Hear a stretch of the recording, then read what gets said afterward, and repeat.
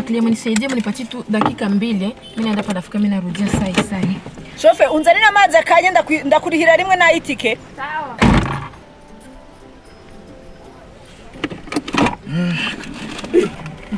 Wa mugabo ivyo bintu uri kurakora. Ese byo birakoreba madam. None shoferi yaguhaye urusha rwo gukora mu bintu vyiwe. Umva nkubwire kure ibyangombwa by'akaga shoferi kakanyabo. Bikoze iki? Mbifashe nimbibona ndahita mbicagagura byose. None urakomeye cyane urasara mu mutwe. Oya ntusubire. Madam, inkorarika abantu nta mpuwe bakwiriye kugirirwa. Batumye ubucuruzi bwambukiranye imipaka butagenda neza cyane ku bantu b'abanyamuhumuro. Mbonye perimi yako nayikanja icyo nshaka.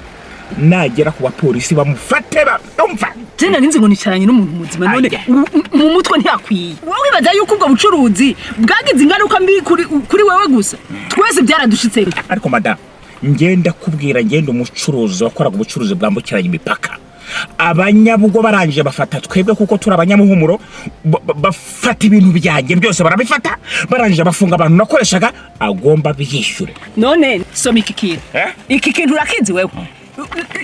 Kukwereka iki nuko nanje nakora ubwo amafuti gusa musubire n'abanyabugo ndabizi yuko hari habo byagize kwingaruka. Urabyumva neza ndabazi neza bagizwe kwingaruka. Umva ndakibonye bye nakazi. Oya wa mugabo nta soni.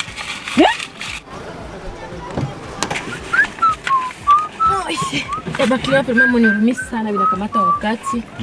Lakini tulikuwa obligé ya kwenda ya kusigner petition.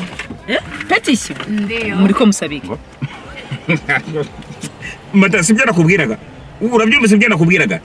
Abantu b'abanyabugo n'abantu bakavuyo bakaduruvayo muri aka karere. Nyumvira ibintu barimo. Hapana. Bongo.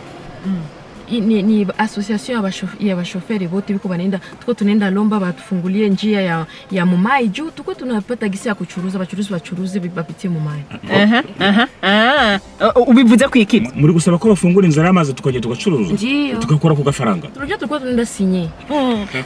Subira uvuge. Icyangombwa cyawe. Mama ulikuwa unafanya nayo biko nani anafanya hivi? Oya vuga kundaba vuga